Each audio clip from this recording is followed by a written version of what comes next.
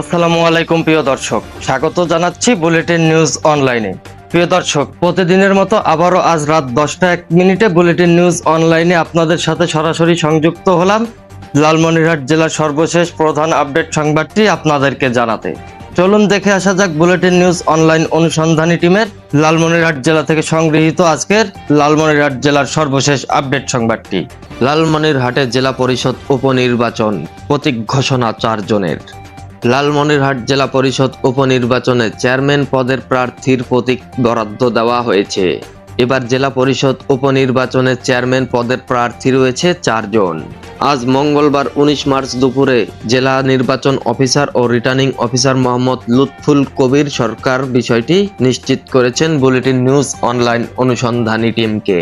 তিনি বলেন, তারা হলেন বাংলাদেশ আওয়ামী লীগ লালমনিরহাট জেলা শাখার যুগ্ম সাধারণ সম্পাদক মোহাম্মদ আশরাফ হোসেন বাদল এবং বাংলাদেশ আওয়ামী লীগ লালমনিরহাট জেলা শাখার সহসভাপতি ও লালমনিরহাট সদর উপজেলা পরিষদের সাবেক চেয়ারম্যান মোহাম্মদ নজরুল হক পাটোয়ারি ভোলা।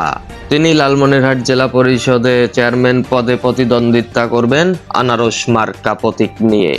অন্যদিকে মমতাজ আলী পেয়েছেন মোটরসাইকেল মার্কা এবং বাংলাদেশ আওয়ামী লীগ কেন্দ্রীয় কার্যনির্বাহী কমিটির সদস্য অ্যাডভোকেট সবুরা বেগম প্রতিদ্বন্দ্বিতা করবেন কাপ পেরিস প্রতীক নিয়ে।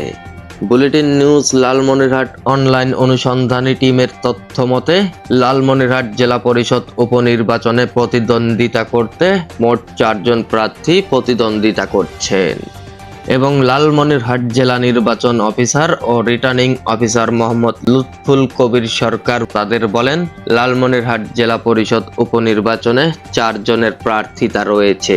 তাদের প্রত্যেককে প্রতীক বরাদ্দ দেওয়া হয়েছে ইতোমধ্যেই। সেই সাথে সাথে নির্বাচন আচরণ বিধিমালা বিষয়ক নানা নির্দেশনাও তাদেরকে দেওয়া হয়েছে।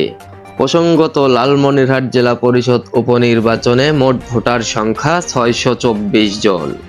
এই নির্বাচনে আগামী 3 এপ্রিল 2024 তারিখ সকাল 9টা হইতে দুপুর 2টা পর্যন্ত ইভিএম এর মাধ্যমে ভোট গ্রহণ করা হবে বলে আমরা জানতে পেরেছি।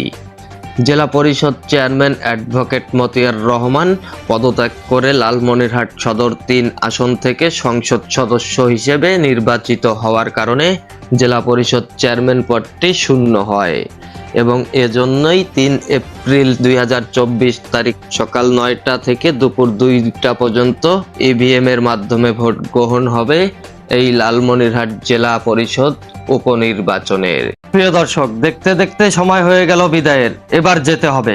দর্শক, আজ চলে যাচ্ছি কিন্তু যাচ্ছি না, আবারও আগামীকাল রাত 10টা 1 মিনিটে লালমনিরহাট জেলার নতুন কোনো খবরের ভেতরের খবর আপনাদেরকে জানাতে বুলেটিন নিউজ অনলাইন অনুসন্ধানী টিম এসে দাঁড়াবে আপনাদের সামনে। প্রিয় দর্শক, আপনারা অনুসন্ধানী মনের দরজা জানালা খোলা রাখুন এবং কিছু বেরিয়ে এলে আমাদেরকে জানান। বুলেটিন নিউজ অনলাইন অনুসন্ধানী টিম সব সময় থাকবে আপনার পাশে। এখনকার মতো শেষ করছি। আসসালামু আলাইকুম, আল্লাহ হাফেজ। Sheikh Anisul Rahman Rajib, bulletin news online, Lalmonirhat.